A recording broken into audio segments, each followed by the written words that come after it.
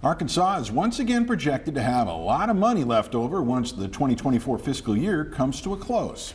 That's where we start tonight. I'm Rolly Hoyt. And I'm Faith Woodard. The state has recently seen surpluses into the billions, but as for 2024, it's expected to be down. But as THV 11's Michaela Johnson shows us, it could mean more money for Arkansans. The Department of Finance and Administration forecasts revenue for the state, and with 5 months left in the 2024 fiscal year, they're projecting a surplus lower than what we've seen in recent years. In this case, they say lower isn't always negative.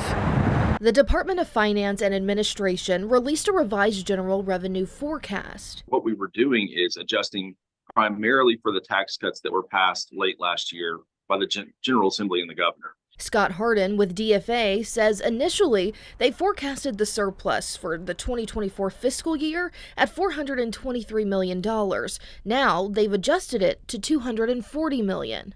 That's still very conservative. You'll remember in 2023, the surplus was in the billions and the second largest the state has ever seen. Next year being $1.6 billion to the next year, which was last year, being $1.1 billion. Questions now are why the dip and how will it impact you? The simple answer, tax cuts and returns. Those tax cuts mean hundreds of millions of dollars stay with Arkansans. That's money the state is not going to collect, which is great.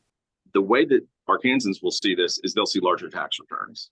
The current administration has worked to phase out income tax, eliminating it, a promise made by Governor Sarah Sanders. According to Hardin, the state lowered the rate individuals pay on their taxes on the state level from 4.9% to 4.4%.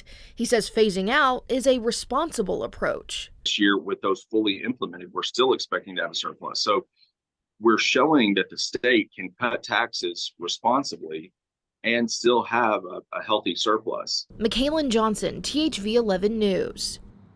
Hardin says the tax base expanding plays a role in the surplus as well, with more than 40,000 people moving to the state.